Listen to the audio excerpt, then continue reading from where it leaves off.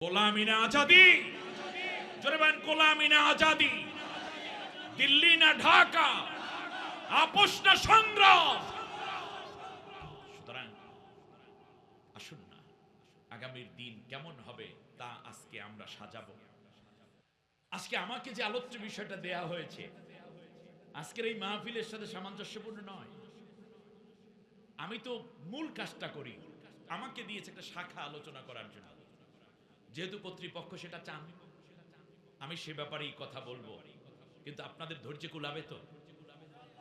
10:30 প্রায় বাজে, 11:30টার মধ্যে শেষ হলে কষ্ট হবে না তো? ইনশাআল্লাহ আসুন আমরা সরাসরি আল্লাহ রাব্বুল আলামিনের কোরআনের কাছে চলে যাই। আল্লাহ আমাদের কবুল করুন, বলেন আমিন।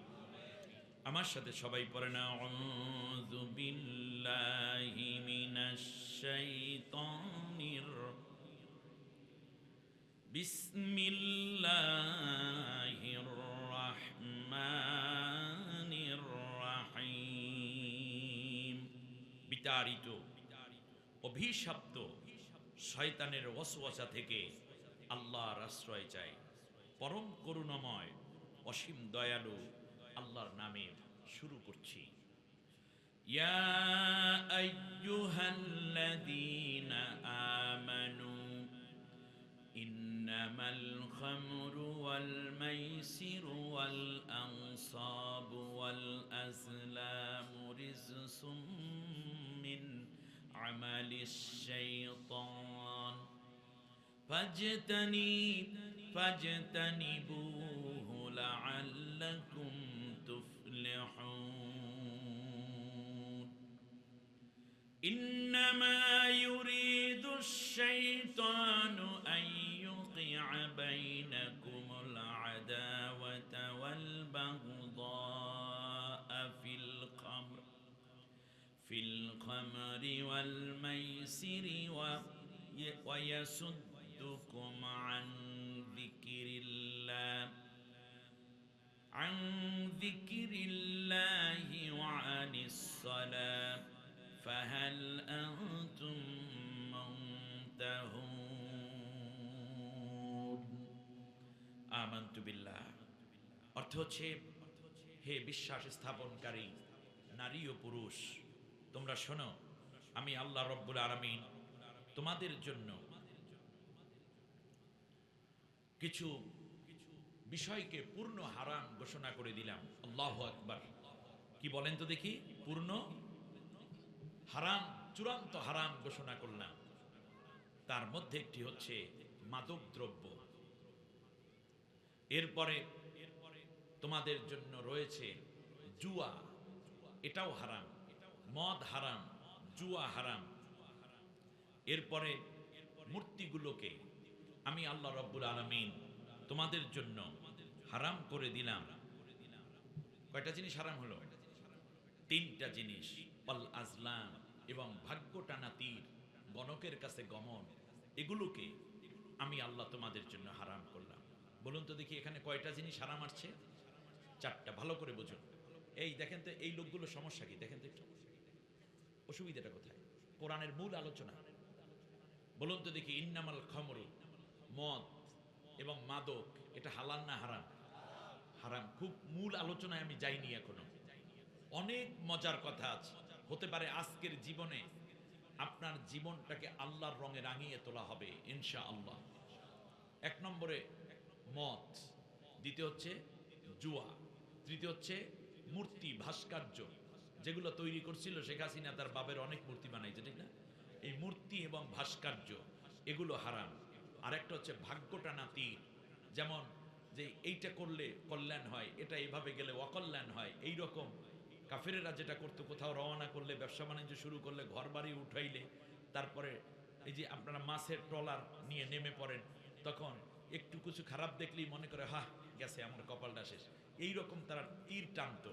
তীর যদি ভালো উঠতো তাহলে তারা ওই কাজটা করতো, আর যদি খারাপ দেখতো, ওই তীরের মধ্যে যদি খারাপ লেখা থাকতো, লিখছে কি মানুষের, আল্লাহ না মানুষে? মানুষে। এই যদি খারাপ উঠতো তখন বলতো, মনে করতো যে এটা খারাপ হয়ে গেছে। অতএব কোন মোমেন এই কাজটা করতে পারে না। তুলনা করেছেন আল্লাহ কিসের সাথে? মূর্তি পূজার সাথে, মদের সাথে, জুয়ার সাথে এই ভাগ্যকেও কশ্চিনকালেও তীরের মাথায় দিয়ে পরীক্ষা করতে তোমরা যাবে না। সুবহানাল্লাহ বলেন। তার কারণ ভাগ্য নির্ধারণকারী কে? আল্লাহ রাব্বুল আলামিন। ওয়াল কদরে খায়রিহি ওয়া শাররিহি মিনাল্লাহ তাআলা। আল্লাহ তাআলা তোমার কল্যাণ অকল্যাণের একচ্ছত্র মালিক। আল্লাহর অনুমোদন ব্যতীত কেউ আমার এক বিন্দু উপকার করতে পারে না, কিংবা আল্লাহর হুকুম ছাড়া কেউ আমার এক চুল ক্ষতিও করতে পারে না। আল্লাহ রাব্বুল আলামিন বলেন, শোনো, রিজসুম মিন আমালিশ শাইতান, এইগুলা কোনো মানুষের কাজ না। ইমানদার তো বহু দূরে। হিন্দুরা মানুষ, বৌদ্ধরা মানুষ, খ্রিস্টানরা মানুষ, নাস্তিকেরা মানুষ, আস্তিকেরা মানুষ, নামাজিরা মানুষ, বেনমাজিরা মানুষ। আল্লাহ রাব্বুল আলামিন বলেন, এই কাজগুলো কোনো মানুষেরও কাজ না, এটা শয়তানের কাজ। এই কাজগুলো কার? যারা মদ খায় তারা মানুষ না শয়তান? জোরে বলেন, আরো জোরে বলেন। আপনাদের সমাজে শয়তান আছে না নাই? শয়তান দুই প্রকার, মিনাল জিন্নাতি ওয়ান নাস। মানুষ শয়তান আর একটা জিন শয়তান, ঠিক কিনা বলেন? যারা এই মদ পান করে, জুয়া খেলে, যারা মূর্তি পূজা করে, আর যারা এরকম ভাগ্য টানা তীরের উপরে ভক্তি করে 10-12টা গলায় আংটি পড়ছে, আঙ্গুলের মধ্যে আংটি, গলার মধ্যে চেইন পড়েছে, একেবারে এই আংটি তোমার শনির দশা কাটাইয়া দেবে, এই আংটি তোমার বৃহস্পতির মুখ উজ্জ্বল করে দিবে, এই রকম চিন্তা করে করে যারা আংটিগুলো ব্যবহার করেছে, কিংবা বিভিন্ন জিনিস ঘরে লাগাইয়া লাগাইয়া রেখেছে, এই বিভিন্ন ছবি এবং বিভিন্ন প্রতীকী, মনে রাখবেন এই মানুষগুলো প্রকারান্তরে পূজারী। এক প্রকার তারা এই রকম হইল, শেষ পর্যন্ত তারা শয়তানের দোসরে পরিণত হয়ে গেল। এটা মানুষের কাজ না শয়তানের কাজ? শয়তানের কাজ। ফাজতানিবুহু, এগুলো থেকে তোমরা বিরত থাকো। লাআল্লাকুম তুফলিহুন, তাহলে তোমরা সাফল্যমণ্ডিত হবে, বিজয় লাভ করবে। সুবহানাল্লাহ। তাহলে বিজয় লাভের জন্য মূর্তি বানান দরকার আছে? বিজয় লাভের জন্য ভাগ্যটানা তীর দরকার আছে? বিজয়ের জন্য কি মদ খাওয়া দরকার আছে? বিজয় লাভের জন্য কি জুয়া খেলা দরকার আছে? এগুলো মানুষকে বিজয়ী করে না পরাজিত করে? এরা কি মানুষের কাজ না শয়তানের কাজ? শয়তানের কাজ। আপনাদের এই অঞ্চলে এই কাজগুলোর সাথে যারা জড়িত, ওয়াল আর শয়তান। এটা কি শয়তান? জিন শয়তান না মানুষ শয়তান? মানুষ শয়তান। আর এই থেকে যদি তোমরা ফিরে থাকো, তাহলে আল্লাহ বলছেন, আমি আল্লাহ তোমাদের সাফল্য দেব। জুয়া খেলায় সাফল্য নাই, ভাগ্যটানা তীরে বিশ্বাস করার মধ্যে সাফল্য নাই, মদ পান করার মধ্যে, মাদক, ইয়াবা, ফেন্সিডিল, কোকেন, তারি, মারজুয়ারা, পেথিডিন, গাঁজা, হিরোইন, এই রকম বিভিন্ন মাদক দ্রব্য যারা নিবে, এদের মধ্যে কোনো সাফল্য নাই। না আছে ব্যক্তি জীবনে সাফল্য, না পারিবারিক জীবনে, সামাজিক জীবনে, রাষ্ট্রীয় জীবনে। অতএব কোনো মদখোর যদি রাষ্ট্রে বসে, সে গোটা রাষ্ট্রকে শয়তানে পরিণত করে। এই জন্য মদখোররা যখন ক্ষমতায় থাকে, তখন তার মাথার ভিতর ট্রান্সজেন্ডার ঢোকে, শরীফার গল্প ঢোকে, ঠিক কিনা বলেন? ঠিক তেমনি যখন মাদক দ্রব্য কেউ পান করে, তখন আল খমরু মা খমার আল্লাহ আকল। আল্লাহ নবী বলেছেন, মাদক হলো সেই জিনিস যা মানুষের মেধাকে, খমার আল আক, যা তার মেধাকে পাগল বানিয়ে দেয়, এমনকি তার মস্তিষ্ককে বিকৃত করে দেয়। আপনি দেখেন, আমার মনে পড়ে, আমি ছোট্ট জীবনে, বিশেষ করে ফাজেলের বছর খুব সম্ভব, আমি পড়ালেখা করেছিলাম সাভারে। তো রাত যখন 3টা বাজতো, তখন ঘুম ভেঙে যেত। তাহাজ্জুদ পড়ে, হোস্টেলে থাকতাম তো, তাহাজ্জুদ পড়ে তারপরে পড়তে বসলাম, হঠাৎ ঘুম বাপ এখনো কাটে নাই, এরকম হয় না? তখন মাঠের মধ্যে নেমে পড়েছে। তো ঈদের পরে, কোরবানির ঈদের পরে আমার মনে আছে, তো আমি একা একা, ওই মাদ্রাসার লাইট আছে, রাস্তায় রাস্তায় ঘুরতেছি, পাচারি করছি আর আল্লাহ আল্লাহ করছি, যাতে ঘুমটা কেটে যায়, আবার পড়াও পরীক্ষা সামনে, এই জন্য। তো হঠাৎ করে দেখলাম একটি ছোট ছোট, মানে অত উজ্জ্বল আলো না, শহরের মতো, অত বড় শহরের মতো না, সেখানে সাভারে দারুল ইসলাম ফাজেল মাদ্রাসা। তো হঠাৎ করে দেখলাম লাইট পোস্টের সাথে একটা লোক ধাক্কা খাইছে। ধাক্কা খাওয়ার পরে সে লাইট পোস্টারে জড়াইয়া ধরছে, জড়াইয়া ধরিয়া কাঁদতে কাঁদতে কাল বসে পড়ছে। আমি চিন্তা করলাম, এই কিরে, একটু সামনে আগালাম, একটু ভয়ও লাগে, একটু সামনেও আগালাম। আগিয়ে দেখতেছি, এগিয়ে দেখলাম, বলতেছে, বাবা লাইট পোস্ট। বাবা কাকে বলতেছে? কি ডাকতেছে? বাবা। বাবা তোর পায়ে পড়ি, একটু সরে যাস না, আমার পথ আটকেস না বাবা, তোর পায়ে পড়ি। তুই তো প্রতিদিন রাস্তার পাশেই থাকো, আজকে মাঝখানে কেন? সরে যা, আমি বাসায় যাব, ছেড়ে দে বাবা, পথ ছেড়ে দে। সে কি ভঙ্গি, আমি ডায়লগটা দিতে পারলাম না ঠিক মতো। তো আমি ভয়ে তখন ফাজেলে পড়ি, অত তো মন তো এত শক্ত না, তাই না? আমি চিন্তা করি না জানি আমাকে উল্টো বিলে মারতে দেয় কিনে, আবার কি দেখি বলে টলে। তালবেলা দৌড়ে আমি চলে গেছি রুমের মধ্যে, দোতলায় থাকি আমি বিল্ডিং এর। তো রুমের মধ্যে যাওয়ার পর মনে মনে চিন্তা করলাম, যেই লোকটা লাইট পোস্ট কি আজকে রাস্তার মাঝখানে আসছে না, ও রাস্তার মাঝখানে পাশে গেছে, লাইট পোস্ট ওর সামনে পড়ছে না, ওই লাইট পোস্টের সাথে বাড়ি খেয়েছে। লাইট পোস্ট তো আগের মতোই আছে, এই খাম্বা যেগুলো ইলেকট্রিক গানটা, তো লাইট পোস্ট পাশেই আছে। সে বলতেছে, বাবা লাইট পোস্ট তুমি আজকে কেন রাস্তার মাঝখানে দাঁড়াইলে? লাইট পোস্টকে বাবা বলে? আচ্ছা লাইট পোস্টের পা আছে না? তাহলে আপনি বলেন, লাইট পোস্টকে যে বাবা বলতেছে, রাস্তার পাশে লাইট পোস্টকে মনে করছে মাঝখানে এসে লাগাই তার ধৈর্য ফেলাইছে, তারপরে সে তার পাও ধরতেছে, সইরা যাওয়ার জন্য রিকোয়েস্ট করতেছে, এত কিছু যে করে। সে ঘরের মধ্যে যাইয়া তার বউরে ধৈর্য যদি বইলা ফেলায়, মা আমার মা জননী, বলতে পারে কি পারে না? হ্যাঁ পারে না? পারে। বউকে যদি, মা 10 মাস 10 দিন তুমি আমাকে গর্ভে ধারণ করেছো, বুকের দুধ পান করাই আমাকে বড় করেছো, মা তুমি আমারে মাফ কইরা দাও, মা গো অনেক অন্যায় করেছি। বউ থাকবো? কথা বলে না, বউ থাকবে? তো যে মা ডাকবে না তার কি প্রমাণ আছে? কারণ লাইট পোস্টকে যে বাবা ডাকে, সে তো বউরে মা ডাকতেও পারে, ঠিক কিনা বলেন? রিসুম মিন আমালিশ শাইতান, শয়তানের কাজ হারাম করেছেন কে? এই মাদক যারা ছেড়ে দিবে তারা সাফল্য লাভ করবে। মাদকের ভয়াবহতা এমন, আমি আপনাদেরকে একটা কথা বলে রাখি, যেহেতু আমি একটা টাইম দিয়ে দিয়েছি 1 ঘন্টায় শেষ করার, সেজন্য কথাগুলো প্রথমেই বলে রাখি। আপনারা দেখুন,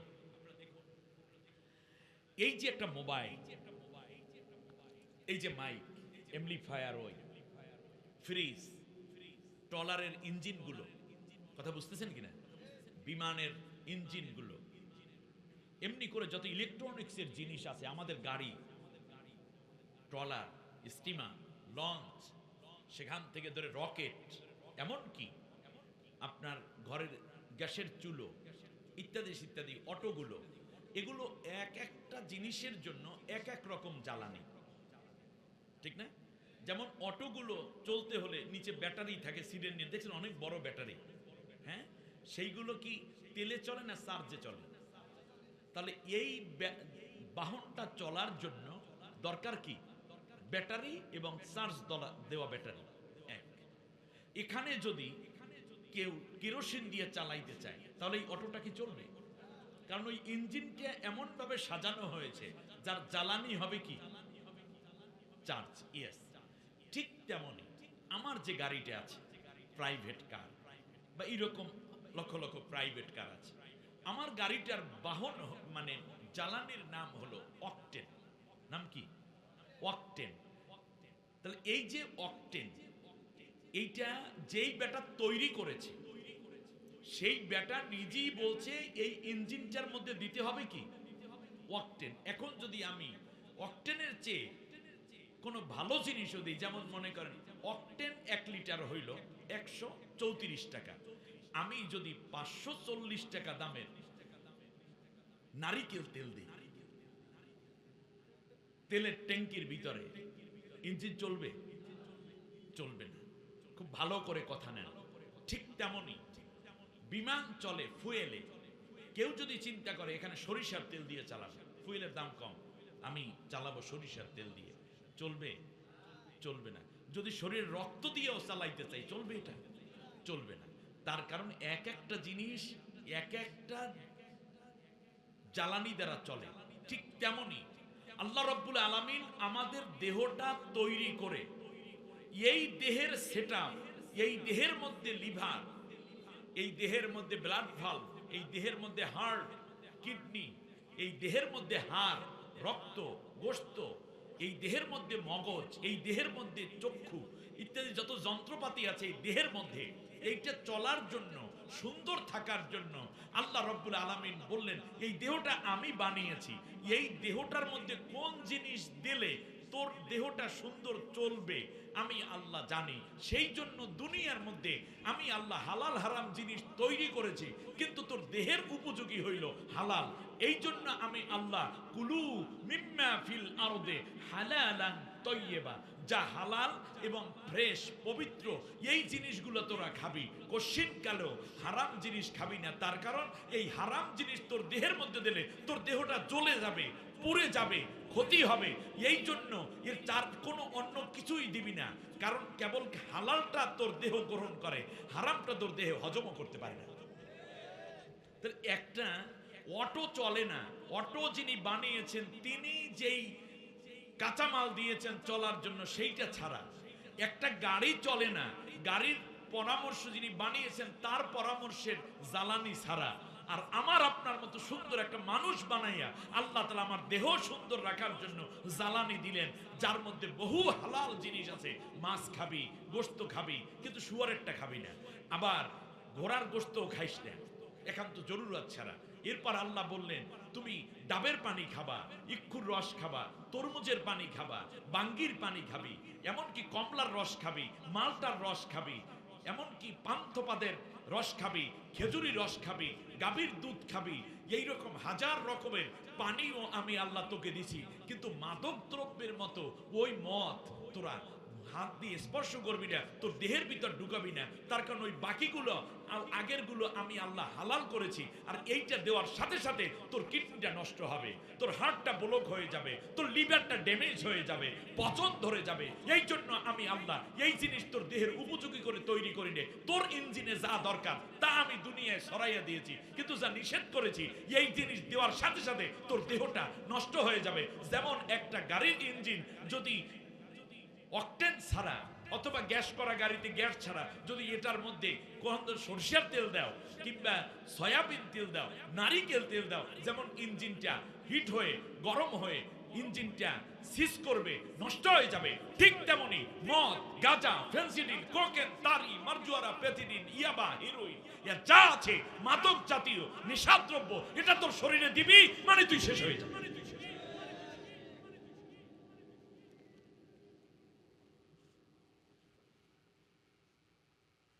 অপরদিকে এইটা খাওয়ার পরে তুমি যে আচরণ করবে সেটা হবে শয়তানের আচরণ, মানুষের না শয়তানের। শয়তানের গোষ্ঠীরা আমার জাতি, আমার মুসলমান যুবকদেরকে, আমার দেশের ধনীদের অনেককে শয়তান বানাইতে চায়। ঠিক না বলেন? কি বানাইতে চায়? শয়তান বানাইতে চায়। আমাদের দেশে আল্লাহর ওলির একটা দরবারে এখানে মদ পান কইরা কেউ কি শয়তান হইবেন? কেউ আছে? শয়তান কারে কয় আপনি চিন্তা করেন। গাজার পয়সা দিচ্ছে না মা বিধবা, ছোট্টবেলায় স্বামী হারাইয়া এই শিশু বাচ্চাটাকে কোলে করে করে বড় করলেন। ময়মনসিংহে বাড়ি, ময়মনসিংহের গফরগাঁয়ে বাড়ি। পত্রিকা আপনারা দেখেছেন। ঘরের মধ্যে যা ছিল জগ, গ্লাস, প্লেট, বিছনার চাদর, মাথার উপরে ফ্যান, সবগুলো বিক্রি করে দিয়েছে গাজার পয়সা জোগাড় করতে করতে। ছেলেটা বাবা হারা এই সন্তানটাকে মা চেয়েছিলেন অনেক বড় কিছু করবেন, কিন্তু দেখা গেল সন্তানটা আস্তে আস্তে কোন বন্ধু দুশ্মনের পাল্লায় পড়ে শেষ পর্যন্ত সে গাঁজাখোর হয়ে গেল, নেশাখোর হয়ে গেল। এই সন্তানটা শেষ পর্যন্ত দেখা গেল ঘরে বিক্রি করার মতো কিছু নাই, মাও বৃদ্ধা হয়ে গেছে। মায়ের যত অলংকার আদি যা ছিল সব বিক্রি করে ফেলেছে, গ্লাসটা পর্যন্ত বিক্রি করছে। আর এক পুরি গাঁজা দরকার, একটা গ্লাস 20 টাকা বিক্রি করে এক পুরি গাঁজা নিয়ে আসছে। শান্তি, নাউজুবিল্লাহ। এবার খেয়াল করুন, সবকিছুর পরে শেষ পর্যন্ত মা আর টাকা পয়সা কিছু দিতে পারে না। মায়ের সাথে ঝগড়া করলো, ছেলেটা ঘরের বাইরে চলে গেছে। মা অজু করে এসে আসরের নামাজ পড়তেছে, ওই নামাজের অবস্থায় মা যখন সিজদায় মাথা লুটাইয়া দিয়ে আল্লাহর কাছে সুবহানা রাব্বিয়াল আ'লা ওয়া বিহামদি পড়ে, এমন সময় ছেলে ঘরের মধ্যে একটা দা বটি দা ছিল, এই টেনে মায়ের ঘাড়ের মধ্যে জোরে একটা কোপ মাইরা মায়ের দেহটা মাথা থেকে আলাদা করে দিল। এই ঘটনা আপনারা শুনছেন কিনা? এইরকম গাজাখোর কি একজন না আরো ঘরে ঘরে আছে? এইগুলা চান না মুক্তি চান? মুক্তি চান? মুক্তির পথ আমি এখনই বলবো। শয়তানের কত বড় কাজ! গাজার আড্ডা বসানো হয় তথাকথিত লালন সম্মেলনে, ঠিক কিনা বলেন? কুষ্টিয়ায় লালনের আখড়ায় এইরকম গাজার আখড়া বসানো হয়। শুধু তাই না, বিভিন্ন দরবারগুলো যেখানে ভণ্ড দরবার, তাওহীদের চর্চা হয় না, সেই দরবারগুলোতে এইরকম গাজার আড্ডা বসে। যে পীর অয় গাজা খায়, এর পাশে যারা আছে সবাই গাজা খায়, আর গাজার মধ্যে তারা শান্তি খোঁজার চেষ্টা করে। এই দরবারগুলোকে বন্ধ করায় ইমানি দায়িত্ব হয়ে গেছে, ঠিক কিনা বলেন? ভালো কিছু করো, না হয় বন্ধ করে দাও। গাজা খায় আর গান গায়, আমি আসিয়াছি বাবা জান পাক দরবারে, কবুল করো তুমি হেন দাসেরে। ওই যে পাক দরবার, গাজা খায় সমানেই দিল পাক দরবার, আর নিজেরে বানাইছে হেন দাস। আমরা কার দাস? আব্দুর অর্থ দাস। হিন্দুরা বলে রবিদাস মানে সূর্যের গোলাম, চন্দ্রদাস মানে চাঁদের গোলাম, দেবদাস মানে দেবের গোলাম, আর আমরা হইলাম আব্দুল্লাহ মানে কার গোলাম? আল্লাহর দাস। সুবহানাল্লাহ বলে। শুধু তাই না, তারা এভাবে গান বানায়, আল্লাহর ধন রাসূলকে দিয়া গেলেন আল্লাহ গায়েব হইয়া, রাসূলের ধন খাজা পাইয়া শুয়ে আছে আজমিরে, কেউ ফেরে না খালি হাতে খাজারে তোর দরবারে, ঠিক না বলে? খাজা খাজা মাইনুদ্দিন চিশতি রাহমাতুল্লাহ আলাইহি পৃথ্বীরাজের বিরুদ্ধে লড়াই করলেন। এই ভারতীয় উপমহাদেশে একটানা 53 বছর আল্লাহর কোরআনের শাসন প্রতিষ্ঠা করলেন। যেই যেই খাজা মাইনুদ্দিন চিশতি রাহমাতুল্লাহ আলাইহি অন্যায়ের প্রতিবাদ করে, সংগ্রাম করে, জিহাদ করে পৃথ্বীরাজকে পরাজিত করে কোরআনের পতাকা উড্ডীন করলেন, তার লোকেরাই এখন খাজারে বানাইয়া দিছে। শেষ পর্যন্ত খাজার দরবার গাজার আখড়ায় পরিণত করতেছে, ঠিক না বলেন? অথচ তারা ইসলামী হুকুমত কায়েমের জায়গায় না এসে তারা কখনো কখনো শুনি বাতিলের দালালি করতেও দ্বিধা করে না। আফসোস লাগে, আল্লাহর দন দেশে রসুলকে, রসুলের দন পাইছে খাজায়, আর খাজা পাইয়া বৈশা রয়েছে। মনে রাখতে হবে এগুলো সত্য না মিথ্যে কথা। আলহামদুলিল্লাহ, ইতিমধ্যে আমাদের সম্মানিত প্রধান অতিথি চলে আসছে। আমরা মোবারকবাদ জানাচ্ছি আমাদের প্রিয় নেতা, আমাদের প্রিয় ভাই, প্রিয় আলিম হযরতুল আল্লাহ মাওলানা জহিরুল ইসলাম সাহেবকে। অনেক এত মধ্যে কমপক্ষে 10টা মাহফিল সাইরে আসছে, কিন্তু সে আপনাদেরটা 11 নম্বর কিনে আজকে একটু পরে জানবেন। কালকে শাহজাহান ভাই এক মাহফিলে ছিলেন, শাহজাহান চৌধুরী সাহেব, আহারে বয়োবৃদ্ধ এই আলিমী দ্বীন, বলল যে এইটা 19 নম্বর আমার, এর আগে 18টা। ড্রাইভার ক্লান্ত হয়ে গেছে, তারে চালাইতে চালাইতে। আল্লাহ তুমি শক্তি দাও, এ ময়দানকে আরো বেশি কোরআনের চাষ দিয়ে আলোকিত করার তৌফিক দিন আমাদের নেতৃবৃন্দকে, বলি আমি। যে কথা বলছিলাম, এইরকম তারা কাকে কি বলছে? কারণ আল খমরু মা খমার আল আকল, আকলকে বিনষ্ট করে দেয়, নষ্ট করে দেয় যেটা, সেটাই আল্লাহ রাব্বুল আলামিন বলেন এটা থেকে বাঁচো, তাহলে তোমরা মুক্তি পাবে। গাজীপুরে একটা ঘটনা ঘটেছে, ছেলেটা মাদক দ্রব্য পান করে এসে মাকে বকাঝকা করে সমানে, তারপরে মাকে মারে, কিন্তু তার বাবাটা বেঁচে আছে। এক পর্যায়ে যখন সে মাদক সেবন করে বাড়িতে গভীর রাত্রে আসছে, মা বাধ্য হয়ে মায়ের ধন কি করবে, শেষ পর্যন্ত দরজা খুলে দিছে, তখন মাকে মার দিয়েছে। তখন বাবা ভেতর থেকে কুড়াল এনে, শুনতেছেন না আপনারা? কুড়াল চিনেন? কুঠার, যাতে কাঠ কাটে, গাছ কাটে, এটা এনে ছেলের মাথার মধ্যে জোরে কোপ মাইরে মাথাটারে দ্বিখণ্ডিত করে ফেলাইছে। এরপরে সমানে কোপাইছে। কোপানোর পরে থানায় রাত 1:30টার সময় থানায় চলে গেছে বাবা, গিয়ে বলছে আমি আমার সন্তানকে হত্যা করে এসেছি, যা করার আপনারা করেন। আর লাশ ঘরের মধ্যে পড়ে রয়েছে। কি এই মাদকের সবল থেকে আপনারা মুক্তি চান কিনা? আপনার সন্তানকে মুক্ত করতে চান কিনা? মাদক সেবন করে বাংলাদেশে বেশিরভাগ নাকি সেবন মুক্ত মানুষ বেশি। যারা এই মাদকের পক্ষে নয় তারা আগামীতে কোরআনের পক্ষে রায় দিতে হবে। তার কারণ মক্কা মদিনা জুড়ে এই মাদকের সয়লাভ ছিল। কোরআনের আয়াত যখন নাজিল হলো তখন যার ঘরে মাদক ছিল, যার ঘরে এই রকম মদ ছিল, তারা মদগুলোকে রাস্তায় ঢেলে দিয়েছে। রাজপথ মনে হয় যেন ঢেউ বয়ে যাচ্ছে মাদকে। এমনকি যার গলার পেটের ভিতর মদ ছিল সে আঙ্গুল দিয়ে মদটা বমি করে ফেলে দিয়েছে। আল্লাহু আকবার। তার কারণে এই আয়াতের অর্থ সাহাবীগণ বুঝতেন এবং এই বাস্তবতা তারা বুঝতেন। কিয়ামত পর্যন্ত ওয়াজ করে মদ বন্ধ করা যাবে না। একদিনে মদ বন্ধ করা যাবে যদি আগামী পার্লামেন্ট যারা আল্লাহর কোরআন দিয়ে চালাতে চায় তাদের হাতে আমরা তুলে দিতে পারি। এটা আইনের বিষয়, ওয়াজের বিষয় নয় হুজুর। তার কারণ বহু পীরের দরবারে আমি গিয়েছি। আমি দুই পীরের মুরিদ, আমি এক পীরের খলিফা। আমার হাতে আপনার বায়াত নিতে পারেন। আমি পীরের সেই অথরিটি একজন ব্যক্তি, আমি যিনি খেলাফত পাওয়া। আমি চাইলে মুরিদ বানাতে পারি। কিন্তু বহু দরবার আমি ঘুরেছি, এরকম বহু দরবার আছে যেই দরবারে মদ ধরে না যাইয়া টাকা দিয়ে আসার বিশ্বাস তাদের জন্য দোয়া করে দেয়। কি করবেন? কারণ যখন হুজুরের কাছে গেছে তখন হয়তো খায় নাই। তাদের বিজয়গুলো মদ দিয়ে উদযাপন করে। বিভিন্ন দিবসগুলোতে মদের আড্ডা বসে। বাংলাদেশে এই মদের লাইসেন্স দেয়া হচ্ছে। ফলে আমার আপনার সন্তান পরিবার ধ্বংস হয়ে যাচ্ছে। পার্শ্ববর্তী দেশ ভারত থেকে, মায়ানমার থেকে বন্যার মতো মাদক বাংলাদেশে ঢুকতেছে। কত আপনি ফিরাবেন? একটা আইন করুন, মদ বন্ধ হয়ে যাবে। এটা ওয়াজের বিষয় নয়। 50 বছর ধরে, 54 বছর ধরে বাংলাদেশে বিভিন্ন রকমের পীর মাশায়েখ ওয়াজ করছে মদের বিরুদ্ধে।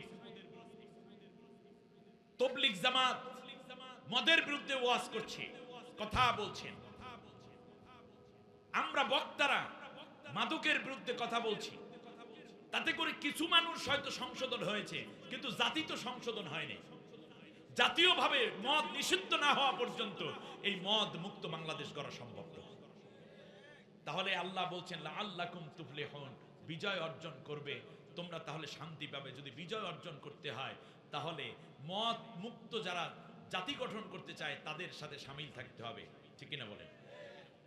আজ গত কয়েকদিন আগে এই যে জাহিদ নামের যে ছেলেটা চলে গেল, ইসলামী ছাত্র শিবিরের কেন্দ্রীয় সভাপতি, সে বুকে হাত দিয়ে একটা প্রোগ্রাম বলেছে, ইসলামী ছাত্র শিবিরের কোনো নেতা কিংবা কর্মী কিংবা সমর্থক কেউ মাদক তো দূরের কথা, পান খাওয়ার সাথেও জড়িত থাকে না, এটা প্রমাণিত।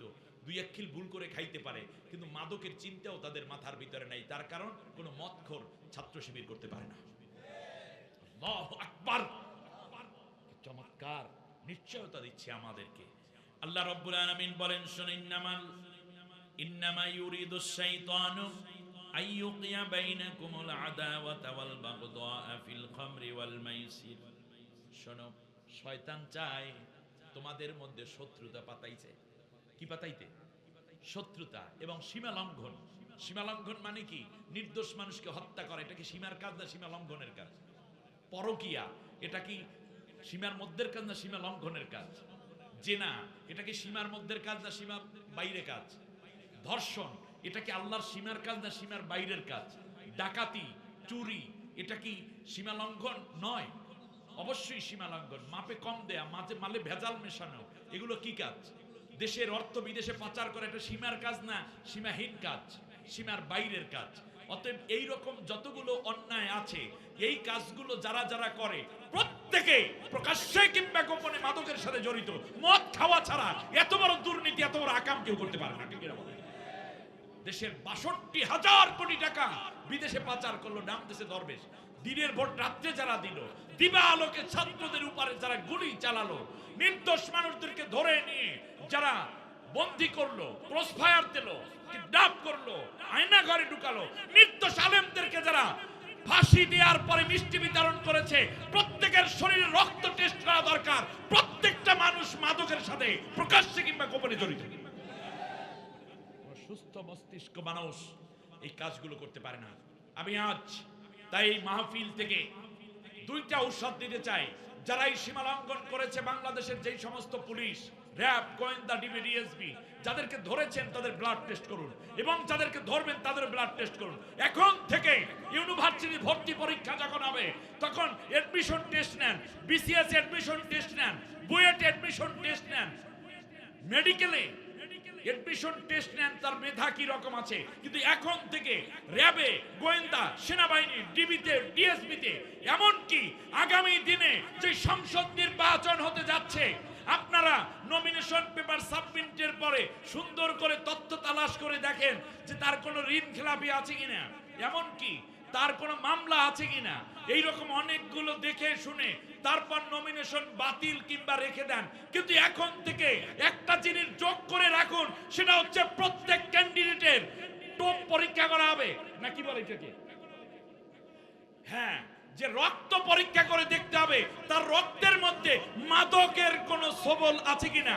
যদি কোন নেতা, কোন নমিনির মধ্যে, রক্তের মধ্যে যদি মাদকের আলামত পাওয়া যায়, তাহলে ওই ব্যক্তি মুসলমান কান্ট্রি বাংলাদেশের কোন নমিনি হতে পারবে না। এইটাও সংবিধানের মধ্যে, আইনের মধ্যে যুক্ত করা হোক।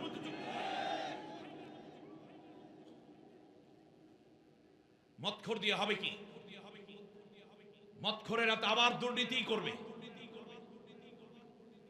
অতএব এই মাদক সেবী যারা, তারা জাতির নেতা হতে পারবেন, এটা আইনের মধ্যে আনতে হবে। আল্লাহ রাব্বুল আলামিন বলছেন, শোনো, শুধু তাই না, তোমাদের মধ্যে তারা বিভেদ তৈরি করতে চায়। এই মদখোরেরা, জোরে বলেন কারা? মদখোরেরা আমাদের মধ্যে কি তৈরি করতে চায়? বিভেদ তৈরি করতে চায়। ওয়াসুদ্দুকুম আন যিকরিল্লাহ, এবং তোমাদেরকে আল্লাহর স্মরণ থেকে নারায়ে তাকবীর স্লোগান যারা দিতে বাধা দিয়েছে, ওদের ব্লাড টেস্ট করা দরকার। নিঃসন্দেহে ওরা মদ সেবন করে আসছিল, ঠিক না বলেন? কিন্তু ঠেকাইতে তো পারেন নাই। একটা মেয়ে, ওর নামটা কি যেন আমি ভুলে গেছি, নারায়ে তাকবীর স্লোগান দেওয়ার পরে তার মাইক কেড়ে নিয়েছিল। কিন্তু জগন্নাথ বিশ্ববিদ্যালয়ে ওই আমার বোনকে আল্লাহ তাআলা বিজয় দান করেছেন।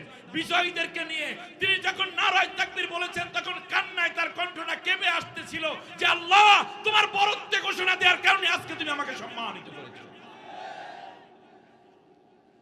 শয়তান, এই মদখোরেরা চায় আমরা যেন আল্লাহর স্মরণ করতে না পারি, আমরা যেন কোরআনের বিজয় নিতে না পারি।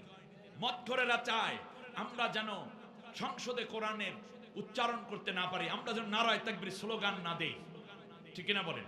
আমার কাছে আজ খুব ভালো লাগছে, শান্তা ইসলাম, মাশাআল্লাহ, আলহামদুলিল্লাহ, আমার বোনকে আল্লাহ কবুল করুন, বলেন আমিন। আগামী দিনে আল্লাহ রাব্বুল আলামিন এই সময়ের সুমাইয়া হিসাবে তাকে কবুল করুন। আমার এই শান্তাকে আল্লাহ রাব্বুল আলামিন যেন আগামী দিনের হযরত আয়েশা, খাদিজা, ফাতেমা কিংবা আমাদের ইসলামী মহিষী জয়নাব আল গাজালির মতো এই ময়দানে ভূমিকা পালনের তৌফিক দান করেন। আল্লাহ তাআলা এই সমাজের আসিয়া হিসাবে তাকে কবুল করে নিন। ইনশাআল্লাহ তৈরি হচ্ছে, আলহামদুলিল্লাহ পড়েন, আলহামদুলিল্লাহ পড়েন। যখনই ঢাকা বিশ্ববিদ্যালয়ে ইসলামী ছাত্র শিবিরের পূর্ণ প্যানেল বিজয় লাভ করলো, তারপরে পরিবেশ সম্পাদক বানানো হয়েছে এমন এক ব্যক্তিকে, যে মুসলিমও না, তার নাম কি বলেন দেখি? ওই যে বৌদ্ধ ছেলেটার নাম কি? হ্যাঁ, সর্বমিত্র চাকমা। সর্বমিত্র চাকমা সে বলেছে হয়তো মাদক সেবীরা থাকবে, না হয় ঢাকা বিশ্ববিদ্যালয়ের ডাকসু থাকবে। কি চ্যালেঞ্জ! নিজে নেমে পড়লো, প্রশাসন সহযোগিতা করলো, ঢাকা বিশ্ববিদ্যালয়ের সবাই, প্রশাসন তাকে হেল্প করলো, এখন সবগুলারে উঠাই দিয়েছে। এখন ঢাকা বিশ্ববিদ্যালয়ে কোনো ভবঘুরে বলতে কেউ নাই, গাঁজাখোর কেউ নাই। ওখানে চারুকলা ইনস্টিটিউটের সামনে তো গাঁজার আখড়া বসতো প্রকাশ্যে, ঠিক কিনা বলেন? আমার দেশের মেধাবীরা যায় ওখানে শিক্ষা করতে, অথচ সেখানে গাঁজা, মাদক, সেখানে সয়লাভ হতো। ঢাকা বিশ্ববিদ্যালয় ছাত্র শিবিরের নেতৃত্ব থাকার কারণে এখন পবিত্র। গোটা বাংলাদেশ পবিত্র হতে যাচ্ছে। সবাই বলেন আমিন, সবাই বলেন আমিন। আপনাদের এই চট্টগ্রামের ছেলে, এর নাম হলো ভিসি, মানে ভিপি, ওর নাম যেন কি? সাদিক কায়েম। কি এক ছেলে, আমি খুব নিকট থেকে দেখা। আমি এই যে হাসনাত আব্দুল্লাহর বিয়ের দিন সে আসছিল, বিয়ে তো হাসনাত আব্দুল্লাহ আমার হলো আবার জামাই, মানে আমার ভাইয়ের মেয়ে বিয়ে করছে। আত্মীয় স্বজনের পরিচয় দিয়ে গেলাম সব। সেই দিন সে গিয়েছিল। যাই হোক, এরপরে আমাদের এস এম ফরহাদ, সেও তো চট্টগ্রামের ছিল। এর মানে চট্টগ্রামে এত নেতৃত্ব কেন? আপনাদের আমাদের প্রথম সুনতির ছেলে, সব ব্যাকগ্রাউন্ড মাদ্রাসা, আলহামদুলিল্লাহ পড়ে। অতএব এই যে গাঁজাখোরদেরকে উৎখাত করলো, এইটা দেখলাম এক ছাত্রী আবার নেত্রী, সে আবার কান্দে কেটে বুক বাসাই ফেলেছে, আরে গাঁজাখোরগুলো সব চলে গেল, আমি কার উপর চান্দাবাজি করবো রে ময়না, উম্মা বুকটা ফাটিয়ে যায়। এস এম ফরহাদ বলে দিছে যে গাঁজা মুক্ত ঢাকা ইউনিভার্সিটি হবে, এতে যদি কারো কষ্ট লাগে তাই গাঁজাখোরদেরকে আপনার রুমে দিয়ে জায়গা দিতেন, ঢাকা বিশ্ববিদ্যালয়ে না। খাবি না মাথায় দিবি, চিন্তা কর, ঠিক না? তো গাঁজা মুক্ত হতে হলে যারা গাঁজার সাথে মানে মাদকের সাথে যাদের সম্পর্ক নাই তাদেরকে নেতা বানাতে হবে। যেই নেতা বিড়ি খায়, সিগারেট খায়, গোপনে গোপনে একটুখানি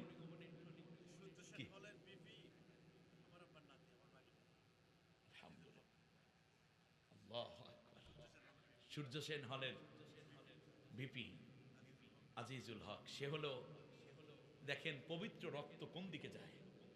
আল্লাহ আকবার, আল্লাহ। আমাদের জহির ভাইয়ের ভাগ্নে, সুবহানাল্লাহ, আমাদের পীর সাহেব কেবলার কি নাতি, আল্লাহ কবুল করুন বলেন আমিন। নতুন প্রজন্ম বুঝে ফেলেছে, প্রত্যেক জায়গায় বলেছে রাজাকার রাজাকার, এরাই করে সেই করে, রক্কারে টক্কারে, জাতি কিচ্ছু শোনেনি। আপনারা বলেন ঢাকা ইউনিভার্সিটি, জগন্নাথ বিশ্ববিদ্যালয়, সেখান থেকে রাজশাহী বিশ্ববিদ্যালয়, জাহাঙ্গীরনগর বিশ্ববিদ্যালয়, চট্টগ্রাম বিশ্ববিদ্যালয়, এরপরে পাবলিক বিশ্ববিদ্যালয়, যেটা মোট 6টা বিশ্ববিদ্যালয় নির্বাচন হলো। এই বিশ্ববিদ্যালয়ে যারা পড়ে ছেলেরা মেয়েরা, এরা কি মেধাবী নাকি মেধাশূন্য? কম মেধা না বেশি মেধা? তাই বেশি মেধাবীদেরকে যখন বলা হলো এরা রক কাটে, এরা মৌলবাদী, এই করবে সেই করবে, কিন্তু ওরা বুঝে ফেলাইছে এগুলো সব ভাওতাবাজি। ভাওতাবাজি বোঝার কারণে মেধাবীরা তাদের মেধা দিয়ে চিন্তা করেছে আগামীর বাংলাদেশ তো ওদের হাতেই, ঠিক না বলেন? এই যে আমাদের ফখরুল ইসলাম আলমগীর, সেমন ঢাকা বিশ্ববিদ্যালয়ের ছাত্র, এমনি করে করে যার নেতৃত্ব দেন এই অন্যান্য যারাই আছেন ডানপন্থী বামপন্থী, ঢাকা ইউনিভার্সিটি এবং বিশ্ববিদ্যালয়ের বিভিন্ন ছাত্র, তাই ওরা আগামী দিনে তো এই ফরহাদরাই নেতৃত্ব দিবে। অতএব মনে রাখবেন, এরা চিন্তা করেছে যে আমরা ইসলামপন্থীদেরকে নির্বাচিত করব। যেহেতু নতুন প্রজন্ম এই মেধাবীরা, সর্বোচ্চ মেধাবীরা চিন্তা করে ইসলাম বিজয় হওয়া দরকার, আপনারা কি চিন্তা করবেন? ইসলাম পরাজিত করা দরকার, ইসলাম বিজয় দরকার। কারা চান তারা দুইটা হাত উঁচু করে দেখা।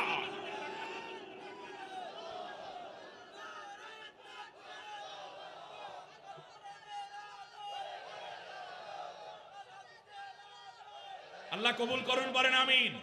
এটাই হচ্ছে বাস্তবতা। নতুন প্রজন্মকে যত ভুলভাল বুঝিয়েছে কোনো কাজ হয় নাই। অতএব এখন সেই আবার নতুন ট্যাবলেট কেউ বিক্রি করতে যাবে, মেয়াদ উত্তীর্ণ, ওয়াকেজো পচে গেছে, গইলে গেছে, এই ট্যাবলেট এই জাতি আর খাবে না। এখন এই জাতি নিতে চায় সব দল দেখা শেষ, এবার হবে আল কোরআনের বাংলাদেশ। সব দেখা শেষ, 54 বছরের মাথায় এসে আমরা কোরআনের একবার শাসন দেখতে চাই। সবাই রাজি? দেখি না এখানে কি আছে? কোরআন তো আল্লাহর শাসন, নবীর শাসন, সুতরাং এই শাসনটাই একবার দেখবো। বহুত দেখছি, আর কোনোদিন অন্যায় ট্যাবলেট আর গেলবো না, এবার আল্লাহর কোরআনটাকে নিতে চাই। এই বিনিময়ে যদি আল্লাহ পরকালে কিছু শান্তি দেন, দুনিয়ায় শান্তি দেওয়ার ওয়াদা আল্লাহ করে রেখেছেন। সুবহানাল্লাহ। আল্লাহ রব্বুল আলামিন বললেন, শোনো, এর দ্বারা ওয়ায়াসুদ্দুকুম আন যিকরিল্লাহ ওয়া আনিস সালাহ, এবং নামাজ থেকে তোমাদেরকে বাধা দিতে চায়। আমার আবরারকে যখন হত্যা করা হয়েছে, মূলত ওই ছেলেদেরকে ব্লাড টেস্ট করা হোক, ওরাও মদখোর ছিল বলেই আবরারকে হত্যা করে। তার কারণ কোন নামাজিকে কোন মদখোর বরদাস্ত করতে পারে না, ঠিক না? এটা আমার কথা না, আল্লাহর কথা। ঢাকা ইউনিভার্সিটিতে আমার একটা ভাতিজা পড়ে, বলে আঙ্কেল নামাজ পড়বো তো দূরের কথা, নামাজ পড়ার জন্য বাথরুমে ঢুকে পড়ি, ফজরের নামাজ মহসিন হলে থাকতো, তখন বলতো যে বাথরুমে ঢুকে অজু করে ওই বাথরুমে দাঁড়াইয়া দাঁড়াইয়া ইশারায় নামাজ পড়ে আসতাম। কারণ যদি হলের মধ্যে 4টা সিট একটা রুমের মধ্যে, যদি ওরা জানতে পারে যে আমি নামাজ পড়ি, তাহলে আমাকে শিবির বলে আমাকে শেষ করে দিবে। আজকে একটা কথা আমার খুব ভালো লেগেছে, সাংবাদিক মাহমুদুর রহমান, বাংলাদেশের মাজলুম সাংবাদিক, তিনি জনাব তারেক রহমানের একটা প্রোগ্রামে তার মতামত ব্যক্ত করতে গিয়ে বলেছেন যে শেখ মুজিবুর রহমান তিনি স্বাধীনতার যুদ্ধে অংশগ্রহণ করেন নাই, কারণ স্বাধীনতা যুদ্ধের সময় তিনি দেশের বাইরে ছিলেন। তিনি আসার পরে তিনি বুঝতেই পারেন নাই 9 মাসের যুদ্ধ কিভাবে হয়েছে, কার সাথে হয়েছে, যুদ্ধকালীন সময় নারী পুরুষ শিশু যুবকদের কি অসুবিধা হয়েছে, কি সংকট ছিল, কত বেদনা ছিল, এটা তিনি দেখেন নাই। তিনি যখন দেশ স্বাধীন হলো তখন তিনি এসে তারপর তিনি দেশ চালালেন। ফলে মুক্তিযুদ্ধ এবং মাজলুমদের কান্না তার আঁচ করা সম্ভব হয়নি, অনুধাবন করার সময়। ঠিক তেমনি আপনি 16 বছর পর্যন্ত দেশের বাইরে ছিলেন। বাইরে থাকার কারণে কেমন করে বিপ্লব হলো, জুলাই বিপ্লব হলো, কত নির্যাতনের মধ্যে গেছে আপনার জানা নাই। আপনার দলের লোকেরা যতটুকু দেখাইছে আর মিডিয়া যতটুকু দেখাইতো, আপনি মনে করতেন এইটাই বুঝি বাস্তবতা, কিন্তু না, এর ভিতরে রয়েছে বিশাল ক্ষত, রয়েছে বিশাল রক্তক্ষরণ, রয়েছে লক্ষ লক্ষ মায়ের সন্তান হারার আর্তনাদ, রয়েছে লক্ষ লক্ষ বোনের বিধবা হওয়ার করুণ আর্তনাদ, রয়েছে লক্ষ লক্ষ সন্তানের পিতা হারানোর ইয়াতিম হওয়ার বেদনা। এইটা যদি আপনার বুঝতে হয়, এইটা যদি বুঝতে পারেন, তাহলে আগামী দিনের নেতৃত্ব আপনার কাছে আসবে। এইরকম সুন্দর একটা বুঝ তিনি দিয়েছেন। অতএব আগামীর দিন বাংলাদেশ কেমন হবে, যারা রক্ত দিয়েছে, জীবন দিয়েছে, তারাই সবচেয়ে বেশি বুঝতে পারবে, ঠিক না বলে? অতএব নতুন প্রজন্মের নেতৃত্ব হিসাবে তারেক রহমান সাহেবকে আমিও স্যালিউট করি, দোয়া করি। মাটাকে হারিয়ে ফেললেন। মা ছিলেন এক মহিয়সী, আল্লাহ তাকে জান্নাতুল ফেরদাউস নসিব করুন। বাবা ছিলেন আর এক বাংলাদেশ, আল্লাহ তাআলা তার আব্বু শহীদ জিয়াউর রহমানকে জান্নাতবাসী, এই পরিবারটার উপরে আল্লাহ রহমত নাজিল করুন। কিন্তু আমার দাবি হচ্ছে, আমাদের জনতার দাবি হচ্ছে, আপনি আপনার চারপাশে কিছু 5-8টা গোলাম, যারা আপনাকে কেবলমাত্র ভুলভাল বোঝানোর চেষ্টা করবে, আর কিছু আছে অতি উৎসাহী হলুদ মিডিয়া, যারা আপনার বিরুদ্ধে এর আগে লিখতো, আপনার মায়ের বিরুদ্ধে লিখতো। প্রশাসনের মধ্যেও কিছু ঘাপটি মেরে থাকা ওই রয়ের এজেন্ট রয়েছে, তাদের চিহ্নিত করুন। আপনি মনে রাখবেন, মহতারাম জনাব তারেক রহমান, আপনি বেগম খালেদা জিয়ার সন্তান, প্রেসিডেন্ট জিয়াউর রহমানের সন্তান, আপনি বাংলাদেশ। সুতরাং বাংলাদেশের রক, বাংলাদেশের পালস বোঝার জন্য আপনি বাংলাদেশে যেই কাফেলা বেশি রক্ত দিয়েছে, ছাত্রদের সাথে আপনি মত বিনিময় করুন, জুলাই যোদ্ধাদের সাথে আপনি মত বিনিময় করুন, জামাত ইসলামী নেতৃবৃন্দের সাথে, শহীদ পরিবারের সাথে আপনি মত বিনিময় করুন, এবং খুঁজে খুঁজে আপনার দলকে সুন্দর করে সাজান। কতিপয় লোক এখন আপনাকে খুব বেশি পাপ দিয়ে উপরে উঠাবে, আপনার ব্যাপারে আমরা আশঙ্কা করছি, আপনার ব্যাপারে যদিও দোয়া করছি, না জানি আপনাকে এরা আবার কোনো বিপদে ফেলে দেয়। সেই জন্য খুব সাবধানে পা ফেলতে হবে, খুব সাবধানে, খুব সাবধানে। বাংলাদেশে আপনার জামাত ইসলামী আপনার শত্রু না, লিখে রাখেন। জামাত ইসলামী কোন রাজনৈতিক দলেরই শত্রু না। জামাত ইসলামী আপনারও শত্রু না, ছাত্র শিবির আপনার শত্রু না, হেফাজতে ইসলাম আপনার শত্রু না, চরমরাই আপনার শত্রু না।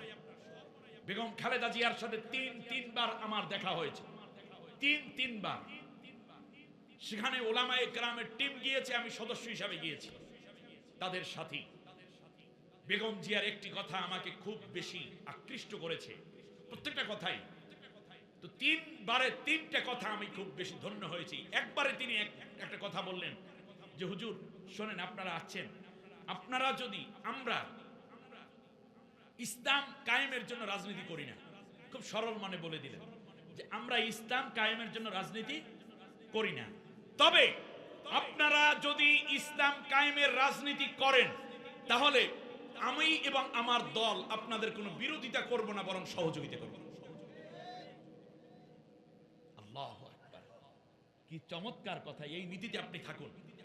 মা চলে গেছে, বাবা চলে গেছে, আপনি জাতির সামনে বলে দেন, কারণ এই দেশের মধ্যে ভোটারদের 95% মুসলমান। আপনি বলে দেন না যে জাতীয়তাবাদ আমি যেমন ধারণ করি, ইসলামকেও আমি তেমন ধারণ করি। আগামী পার্লামেন্টে যদি আপনারা আমাকে বিজয় দান করেন, আমি আল্লাহর কোরআন দিয়ে দেশটা চালানোর সর্বোচ্চ চেষ্টা করব। এই ওয়াদাটুকু আপনি যান, দেখবেন এই দেশের তাওহীদি জনতা আপনাকে মাথায় তুলে রাখবে। আশা করি সেদিকে যাবেন ইনশাআল্লাহ। বলি আমরা দোয়া তো করতে পারি নাকি? তবে আমাদের হাতের কাছে যারা ইসলাম নিয়ে এসেছেন, আর অন্য কারো হাতে আমরা ইসলামকে লজ্জিত হতে দিতে পারি না। এজন্য আমাদের চিন্তা, আমাদের টেনশন হচ্ছে, আমাদের টেন্ডেন্সি হচ্ছে আগামীর পার্লামেন্ট হবে আল্লাহর কোরআনের পার্লামেন্ট বলি আমি। সম্মানিত বন্ধুগণ, আমি সূরা সূরা আল মায়েদার থেকে নিয়ে 90 এবং 91 নম্বর আয়াত তিলাওয়াত করেছি। এটা মদিনায় অবতীর্ণ। এই সূরাটি অবতীর্ণ হয়েছে রাসূল সাল্লাল্লাহু আলাইহি ওয়াসাল্লামের উপরে ৫ম হিজরিতে গিয়ে। তো স্বাভাবিকভাবেই সূরা মায়েদার প্রেক্ষাপটে ১২০টি আয়াত এবং ১৬টা রুকু আছে, এটার মধ্যে ১২টা রুকু আছে। আমি এখান থেকে আপনাদেরকে একটা জিনিস বোঝাতে চাই, এই যে সূরাটা নাজিল হলো এর আগে আল্লাহ রাব্বুল আলামিন আরো ২টা বার আল্লাহ তাআলা কোরআনের ব্যাপারে বলেছেন, মাদকের ব্যাপারে বলেছেন। সেটা হচ্ছে এই যে ইয়াসআলুনাকা আনিল খামরি ওয়াল মাইসিরি কুল ফীহিমা ইসমুন কাবীর ওয়া মানাফিউ লিন-নাস ওয়া ইসমুহুমা আকবারু মিন নাফইহিমা। আল্লাহ তাআলা বলছেন, নবী, ওই লোকেরা, মানুষেরা কি আপনাকে মাদক দ্রব্য সম্বন্ধে কিছু জিজ্ঞেস করে? তাহলে আপনি বলে দেন মাদক এটার মধ্যে গুণ আছে, আবার কিছু উপকারও আছে, তবে উপকারের চেয়ে ক্ষতির পরিমাণটা বেশি। এটা হলো প্রথম জবাব।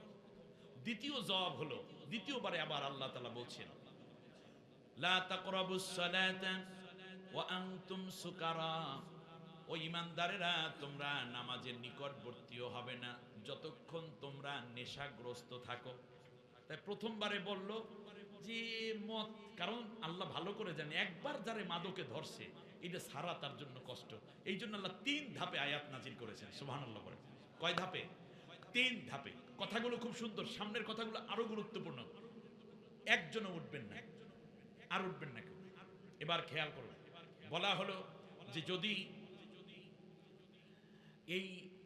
এই মদের মধ্যে কিছু উপকার আছে, আল্লাহ বলছেন অল্প, কিন্তু ক্ষতির পরিমাণটা অনেক বেশি। আমরা কি অল্প লাভে বেশি ক্ষতি নেব? এটার উদাহরণটা এরকম, যেমন ডাস্টবিন আছে না, ময়লাগুলো ফেলে, ময়লা ফেলার যে থাকে না ডাস্টবিন বক্স, যেটা এটার নিচে একটা 50 পয়সার মুদ্রা পড়ে আছে, উপরে মনে করেন গরুর পচা ভুড়ি, এরপরে মানুষের পায়খানা প্রস্রাব বমি, তারপরে সবজি কাটা, এরপরে মাছের ময়লা আবর্জনা ইত্যাদি সব উপরে ভরা, তার নিচে একটা 50 পয়সার মুদ্রা আছে। এখন কোনো বুদ্ধিমান কি এত ময়লা সরাইয়া যেয়ে 50 পয়সার একটা মুদ্রা আনতে যাবে? যাবে না। ঠিক তেমনি অতটুকু উপকার এত ক্ষতির পরে, অতএব এইটা কেউ আনতে যাবে না, অনুৎসাহিত করা, ডিসকারেজ করা হলো।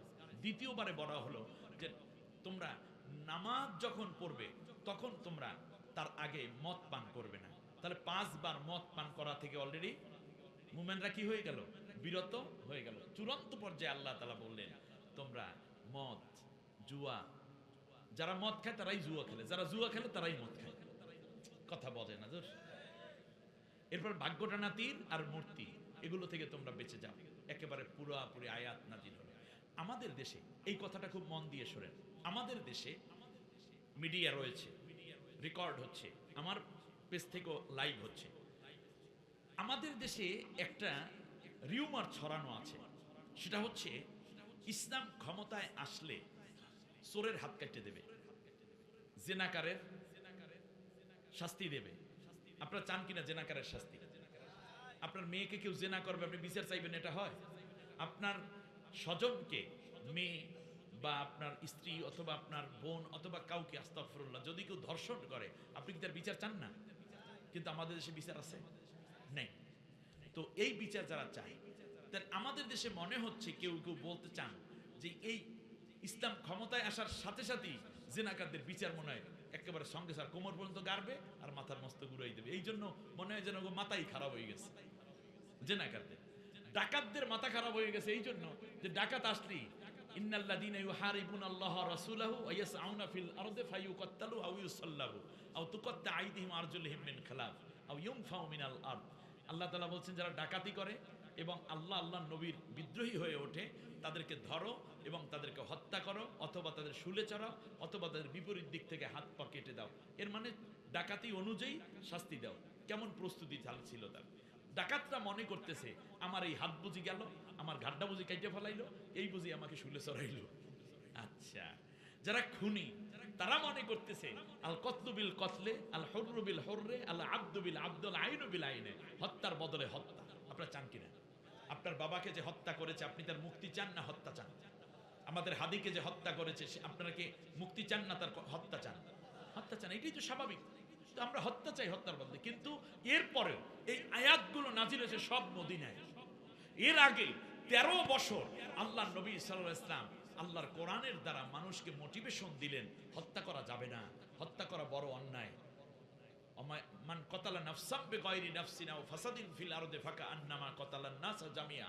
একজন মানুষকে হত্যা করলে সে যেন তামাম পৃথিবীর সব মানুষকে হত্যা করে ফেললো। জিনার কাছে যাইও না, ইন্নাহু কানা ফাহিশাতা ওয়া সা সাবিলা। এটা বড় গুনার কাজ এবং এটা বড়ই মানবতা বিরোধী একটি অন্যায়। এটা সমাজ জীবনকে ধ্বংস করে অনেক কিছু আল্লাহ বুঝাইছে। এরপর মাদকের ব্যাপারে আল্লাহ বুঝাইলেন, চুরির ব্যাপারে আল্লাহ তাআলা বুঝাইলেন। আপনি দেখেন একদিকে চুরি করলে হাত কেটে দাও। ওমর রাদিয়াল্লাহু তাআলা আনহুর সময় এক মানে মদিনায় কিছুটা দুর্ভিক্ষ দেখা দিল। ওমর রাদিয়াল্লাহু তাআলা আনহু বললেন, যতদিন পর্যন্ত দুর্ভিক্ষ দূর না হচ্ছে ততদিন আস-সারিকু ওয়াস-সারিকাতু ফাকতাউ আইদিয়াহুমা, চোর এবং চুন্নির হাত কেটে দাও। এই আয়াত স্থগিত, এই হুকুম স্থগিত করা হলো। তার কারণ এই মানুষগুলো অভাবের কারণে চুরি করে। অভাবের কারণে চুরি করলে তার হাত কাটা যাবে না। তার অভাব দূর করা রাষ্ট্রের দায়িত্ব আগে। রাষ্ট্র যেহেতু অভাব দূর করতে পারছে না, এই জন্য তার হাত কাটা যাবে না। তবে স্বভাবের কারণে, তার অভাব নাই, স্বভাবের কারণে যদি কেউ চুরি করে, যেমন সালমান এফ রহমান সহ ওদের মন্ত্রী পরিষদ, এমপি, মেম্বার, চেয়ারম্যান যা ছিল, এই চুরি যারা করছে তাদের হাত কাটতে হবে। ওরা কি অভাবের কারণে না স্বভাবের কারণে চুরি করছে? আমাদের দেশের পুলিশ, র্যাব, গোয়েন্দা, ডিবি, ডিএসবি যারা ঘুষ খায় অভাবের কারণে স্বভাবের কারণে, এদের হাত কেটে দিতে হবে, কিচ্ছু করার নাই। কিন্তু এরপরেও হাত কাটতে গিয়ে একটা সময় দেয়। হাত কাটতে গিয়ে কি করে? একটা সময় দেয়। ওইদিকে মক্কায় দিলেন নবী 13 বছর সময়, মদিনায় এসে দিলেন 5 বছর সময়। 13 আর 5 কত? 18 বছর। কেউ যদি ভেবে থাকেন আজকে যদি জামাত ইসলামী ক্ষমতায় আসে বা ইসলামী জোট যদি ক্ষমতায় আসে, কালকের থেকে মনে হয় হাত কাটা শুরু হয়ে যাবে সমানে, না। প্রথমে আপনি চুরি করেন কেন এটা রাষ্ট্র নির্ণয় করবে, গবেষণা করবে। যদি অভাবের কারণে চুরি হয়, সর্বপ্রথম আপনার ঘরের চাল পৌঁছে দেবে সে, আপনার পরনের কাপড় কিনে দিবে সে, কারণ জাকাত ব্যবস্থা থাকবে। এগুলো করা একেবারে অন টুর ব্যাপার। কেমনে হবে আপনি চিন্তাও করতে পারবেন না। ওই সোনালী দিনটা আমরা একটু দেখলেই হইল, ঠিক কিনা বলেন? অতএব যারা ওই মোবাইল লইয়া দৌড় দেয়, মহিলার গলার চেইন লইয়া ঢাকাতে দৌড় দেয়, চিটাঙে দৌড় মারে, প্রথমে এদেরকে ধরবে, ধরার পরে জিজ্ঞেস করতে এই কামটা কেন করলি? ও বলবে যে আমার মেয়ে ঘরে অসুস্থ, চিকিৎসা করার টাকা নাই, আমার ঘরের মধ্যে চাল নাই, ল তোর ঘরে চল, 50 কেজি চাল, 5 কেজি ডাল, 3 কেজি চিনি, 10 কেজি পেঁয়াজ, 5 কেজি এটা কি বলবো, হ্যাঁ, তেল, এমনি করে করে সবকিছু দেওয়া রাষ্ট্রের আগে দায়িত্ব। রাষ্ট্র যখন দায়িত্ব নিবে তোমার পরিবারের, এরপর তোমাকে একটি সুস্থ জীবনে ফিরিয়ে আনার জন্য রাষ্ট্র চেষ্টা করবে। এরপরেও যদি চেন দিয়ে টান মারো, তাহলে তোমার ওই যে হাত দিয়ে টান মারো ওই হাতই শেষ। তাহলে প্রথমে কি তার দারিদ্র বিমোচন করবে না প্রথমেই হাত কাটবে? প্রথমে দারিদ্র বিমোচন করবে। ভালো করে বুঝুন আগে এই কথাটা। সুতরাং ইসলাম, কেউ যদি মনে করে ইসলাম ক্ষমতায় আসলেই বোরকা পরান শুরু করে দেবে, এর বাইরে যাওয়ার সুযোগ নাই। সেই দিন দেখি সোশ্যাল মিডিয়া, তো আমি আমার আইডি চালাচ্ছি, হঠাৎ করে দেখি এক নায়িকা, এক মহিলা আর কি, সে হলো মানে নাটকের প্রযোজনা করে, অথবা সে নাটকের রচয়িতা অথবা পরিচালক, এইরকম। এখন সাংবাদিকরা প্রশ্ন করতেছে, সে এফডিসি থেকে যখন বেরোচ্ছে তখন তার গাড়ির গ্লাস নিচু করে স্বামী প্রশ্ন করতেছে, জামাত ইসলামের নাম শুনছেন? বলে জামাত ইসলামী ক্ষমতায় আসলে আপনারা কিভাবে নাটক চালাবেন? জামাত, মহিলা বলতেছে, মেয়েটা আর কি, জামাত, জামাতের নাম শুনে কেন? না, জামাতের নাম তো শুনি নাই। তাহলে কি করবে তারা আসলে ক্ষমতায়? কালে ইসলাম অনুযায়ী চলবে। ইসলাম অনুযায়ী আসলে তো আমাদের একটু সমস্যা হবে, তাই আমরাও পর্দাওয়ালা নাটক বানান শুরু করবো। পর্দাওয়ালা নাটক আছে না নাই? বিভিন্ন রাষ্ট্রে, ইসলামিক রাষ্ট্রগুলোতে আপনারা দেখবেন, বিশেষ করে ইরানি বিভিন্ন নাটক এবং ছবিগুলো দেখলে আপনারা বুঝবেন যে পর্দাওয়ালা নাটক কি কারে কয়। নাটক তো বন্ধ হবে না, নাটক চলবে, কিন্তু চলবে সেখানে যে নায়িকারে কোলে নিয়ে নাচানাচি, লাফালাফি, পানির মধ্যে পড়িয়ে যাওয়া, রাস্তার মধ্যে বুড়াইয়া পড়ে একজনে আরেকজনের লাফাই জড়াইয়া ধরা, এগুলো থাকবে না। এমনকি ইরানের একটা ছবিতে এরকমও ছিল যে নায়ক হইল স্বামী, নায়িকা হলো স্ত্রী, একটা ডাইরেক্ট। এরপরেও স্বামী স্ত্রী দুইজন হওয়ার পরেও ছবির কোনো এক দৃশ্য এরকম ছিল না যে সে স্বামী স্ত্রী তার হাত ধরেছে। নায়ক হইল স্বামী, প্রকৃত স্বামী, আর স্ত্রী হইল কি প্রকৃত স্ত্রী। আর অভিনয়ের মধ্যেও তারা একজন নায়ক আর একজন কি নায়িকা, কিন্তু এমন কোনো অধ্যায় ছিল না, এমন কোনো দৃশ্য ছিল না যে তাদের হাত ধরা কিংবা একত্রে তারা নাচানাচি করা, এরকম কোনো দৃশ্য। অথচ পৃথিবীর মধ্যে ভালো সিনেমা তৈরি করে এরা কারা? ইরান। তাহলে সংস্কৃতির নামে অপসংস্কৃতি থাকবে না, এটাই হলো মূল দাবি। আপনি দেখেন ঢাকা ইউনিভার্সিটিতে যখন মেয়েরা ভোট দিল, হিন্দু বৌদ্ধরাও ভোট দিল, এখন বলেন সবাইকে বোরকা পড়তে বাধ্য করছে নাকি? কিন্তু কিছু বোরকাওয়ালি তো বেড়েছে, এটা তো অস্বীকার করার না। কমপক্ষে মাথায় কাপড় দেওয়াটা তো বেড়েছে, ঠিক কিনা? অতএব আপনি চিন্তা করবেন যখন ইসলামী রাষ্ট্র, আরে ভাই এ তো পুংটা পাংটি পোলা পাইন, কথা বোঝেন নাই, এ তো ছেলে এবং ছোকরা, ওরা যদি ঢাকা ইউনিভার্সিটিকে এত সাইজ করতে পারে, জাহাঙ্গীরনগর বিশ্ববিদ্যালয়, জগন্নাথ বিশ্ববিদ্যালয়, রাজশাহী বিশ্ববিদ্যালয়, চট্টগ্রাম বিশ্ববিদ্যালয় যদি এত সুন্দর করার স্বপ্ন দেখতে পারে, তাই এদের মাদার অর্গানাইজেশন, মুরব্বীরা, জামাত ইসলামী যদি দেশে আসে, আপনি বলেন যদি ছেলের বেরিয়ে নয় এই বাবা কি জিনিস হিসাব করিয়া আগামীতে কামড়া সাজিয়ে দিয়ে, ঠিক আছে কিনা? হাত কাটা যাবে, তার আগে এই হাত কেন চুরি করে সেইটা নির্ণয় করা রাষ্ট্রের কাজ। জিনা করে কেন করে সেইটা আগে আইডেন্টিফাই করতে হবে। মদ খায় কেন খায় এইটা আগে বুঝতে হবে। রাষ্ট্রীয়ভাবে যখন মাদক নিষিদ্ধ হবে তখন কেউ মাদক পাবেই না, খাবে না। বলেন মদ পাবে না তো খাবে না। বাংলাদেশে ৫,৫০০-এর উপরে বার, মানে এই মাদকের অফিস সরকারিভাবে অনুমোদন দেয়া, লাইসেন্স নেয়া। এর মানে ওখানে লাইসেন্স করে রিক্সাওয়ালারা খাইতে যায়? কথা বলে না। মদ খাইতে রিক্সাওয়ালা যায়, ভ্যানওয়ালা যায়, কোনো আলেম যায়, হাফেজ যায়, ইমাম যায়, কোনো পীর যায়? কেউ যায় না। তা বলেন রাতে ওই আড্ডাটা কারা দেয়? রাতে আড্ডা দেয় যারা ধনী, যারা ক্ষমতাশীল, যারা পাওয়ারে বসে আছে, তারা ওখানে গিয়ে আড্ডা দেয়। মদের আড্ডায় জীবনকে তারা ভাসিয়ে দিতে চায়। নাউযুবিল্লাহি মিন জালিক। মাদক খাইছেন, স্ট্রোকের ঝুঁকি বাড়বে, রক্ত দূষিত হবে, হার্টের মধ্যে ব্লক হবে, ব্রেইন স্ট্রোক করবে, লিভারটা নষ্ট হয়ে যাবে, সর্বোপরি আপনার হাজার রকমের রোগ বিভিন্নভাবে আসবে। এই জন্য আল্লাহ দেহ নামক যন্ত্রের জন্য এই মাদককে পুরো হারাম করে দিয়েছে। যৌবনের জন্য আল্লাহ জেনাকে হারাম করেছেন। তার কারণ স্ত্রীর সাথে মেলামেশা করে যে আনন্দ, জেনায় তার কিছুই নাই, বরং পাপের বোঝা এবং সামাজিক বিশৃঙ্খলাই তৈরি হয়। এই জন্য রাষ্ট্রের বিভিন্ন রাষ্ট্র যারা এই জেনা ব্যভিচারকে উন্মুক্ত করে রেখেছে, তাদের রাষ্ট্রগুলোতে শান্তি নেই। আমাদের যতটুকু শান্তি আছে তা কেবলমাত্র আমাদের এই ওলামা ইকরামদের কথা, পীর মাশায়েখদের তালিম, তাবলীগ জামাতের মেহনত ইত্যাদির কারণে কারণে এগুলো টিকে আছে। কিন্তু উপরটা আমাদের নষ্ট হয়ে গেছে। বেশিরভাগ এমপি মন্ত্রী যারা পালাই গেছে, এগুলো ব্লাড টেস্ট করে দেখবেন বেশিরভাগ মদখোর। এমনকি মেয়েরাও এডিক্টেড হয়ে পড়েছে, নারীরাও এডিক্টেড হয়ে পড়েছে। এখন আপনি মনে করেন যদি উদাহরণটা, এটা শেষ উদাহরণ, তাহলে আমরা একটা জিনিস একটু পিছন থেকে আসি। আমরা বুঝলাম যে হঠাৎ করেই জামাত ক্ষমতায় বা ইসলামী দল ক্ষমতায় আসলে হাত কাটবে না, বরং আগে চুরি কেন করে সেই সমস্যা আগে সমাধান করবে। এজন্য আল্লাহর নবীর সময় লেগেছে 13 আর 5 18 বছর। প্রয়োজনে এই আইন বাস্তবায়ন করার জন্য জামাত ইসলামী এবং ইসলামী জোট ক্ষমতায় যদি আপনারা দেন আর আল্লাহ যদি কবুল করেন কোরআনের শাসন, তাহলে প্রয়োজনে 18 বছর পরে এই আইন বাস্তবায়িত হবে। আগে মানুষকে বোঝাবে নাটকের মাধ্যমে, সিনেমার মাধ্যমে, বই পুস্তকের মাধ্যমে, ইয়ামুরুনা বিল মারুফ ওয়া ইয়ানহাউনা আনিল মুনকার, এই ভালো কাজের মাধ্যমে, মাহফিলের মাধ্যমে, পত্রিকার মাধ্যমে, লিফলেট বিতরণের মাধ্যমে। চুরি করা যাবে না, চুরি করা যাবে। এরপরে চোরগুলোকে ধইরে নিয়ে যাওয়া হবে। যাওয়ার পরে ওরা যদি কোনো ক্রমে বলে যে আমি আর চুরি করব না, মুসলেকা রেখে তাকে ছেড়ে দেওয়া হবে। ফলে চুরি আস্তে আস্তে বন্ধ হইবে। কিন্তু আমার দেশের এই ঠুনকো চোর বন্ধ হয়, কিন্তু মূল বড় চোর যারা, তারা চুরি করার অভ্যাস বদলাতে না পারার কারণে আমাদের এই সিসকে চোরগুলোও তারা বন্ধ করতে পারতেছে না। আমাদের দেশের গরু চোর কলা চোরের বিচার করে, ঠিক কিনা বলেন? বলছি কি বলেন তো দেখি? গরু চোরে কলা চোরের বিচার করে, এইটি কি হলো? বরং আপনি দেখুন,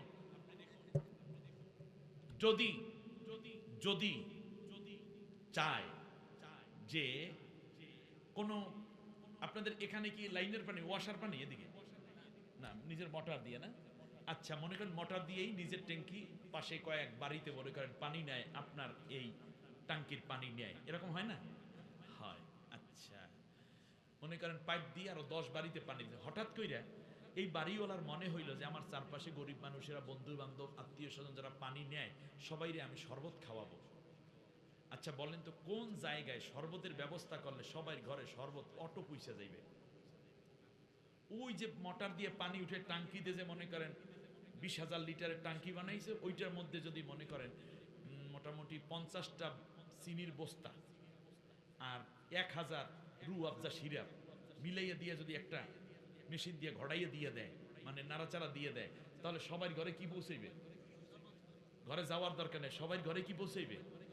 শরবত পৌঁছে যাবে।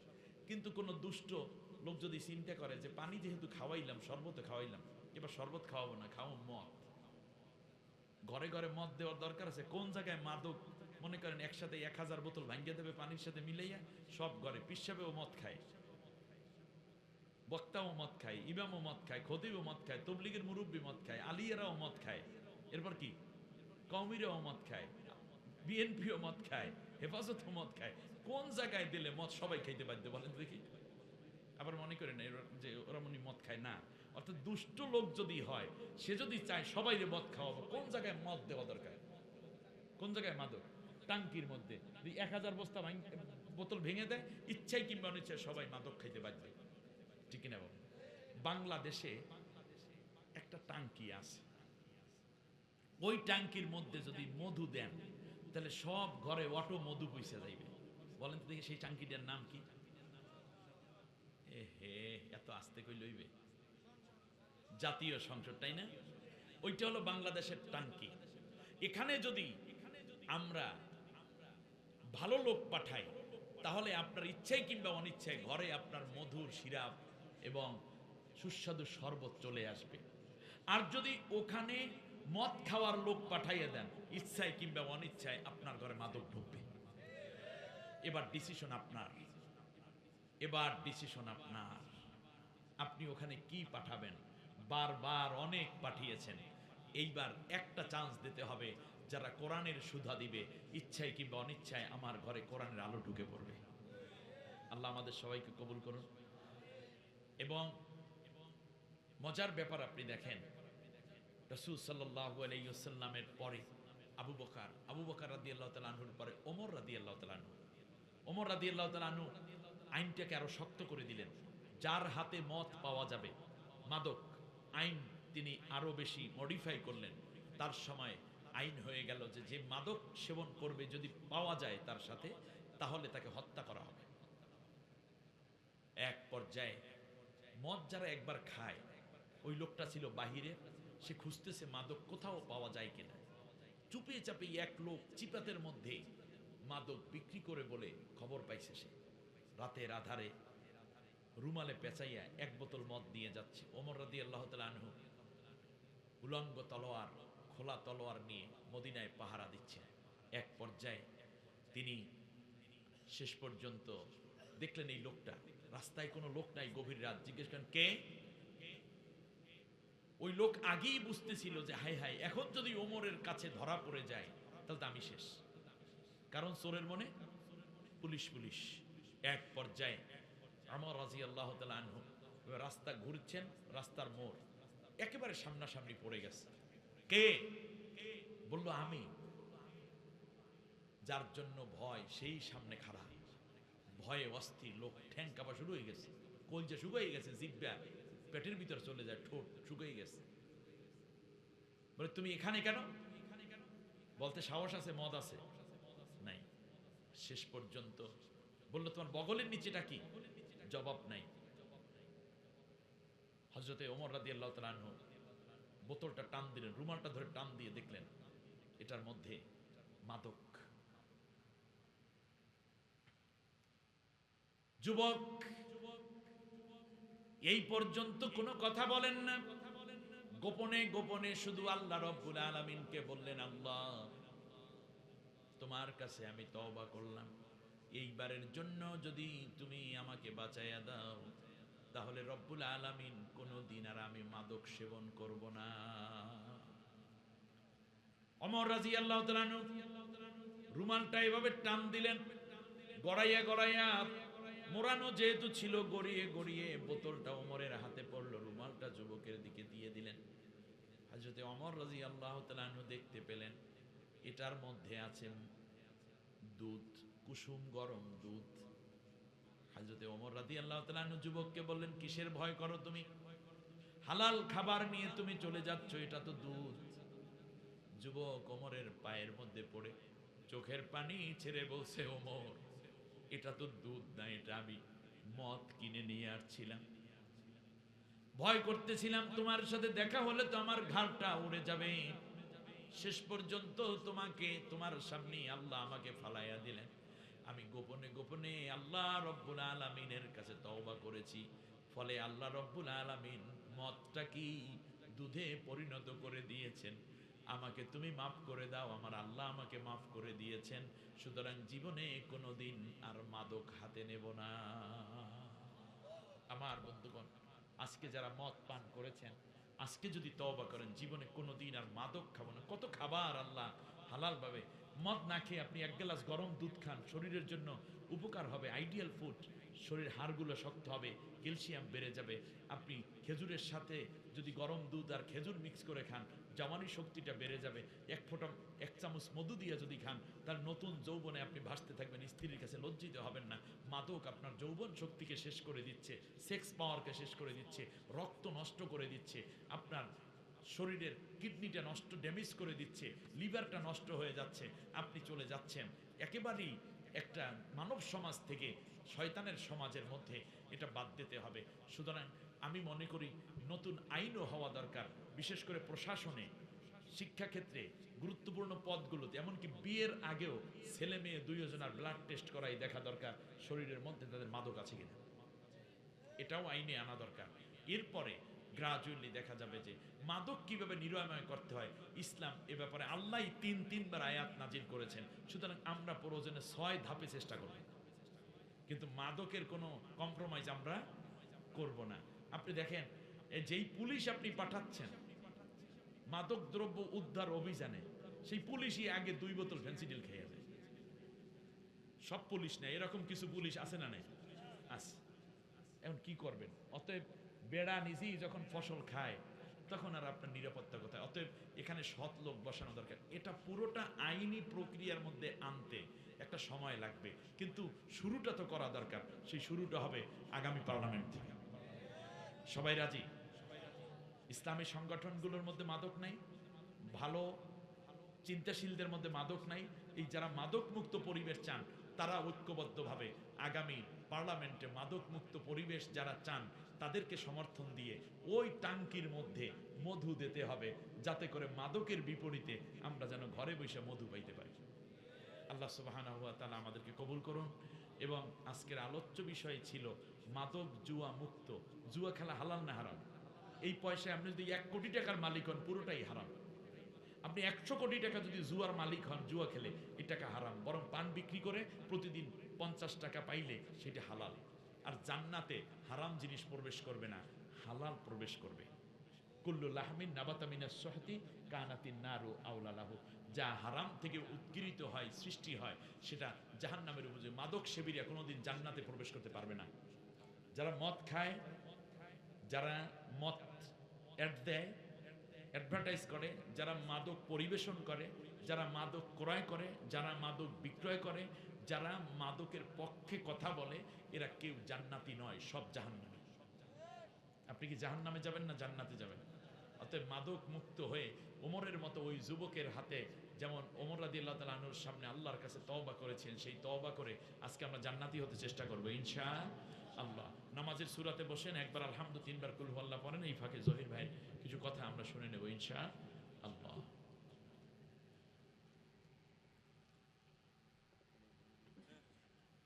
সম্মানিত উপস্থিতি, এতক্ষণ পর্যন্ত গুরুত্বপূর্ণ আলোচনা পেশ করছেন আন্তর্জাতিক খ্যাতি সম্পন্ন মুফাসসিরে কোরআন বিশিষ্ট আলেম দ্বীন জনাব শেখ জামাল উদ্দিন সাহেব।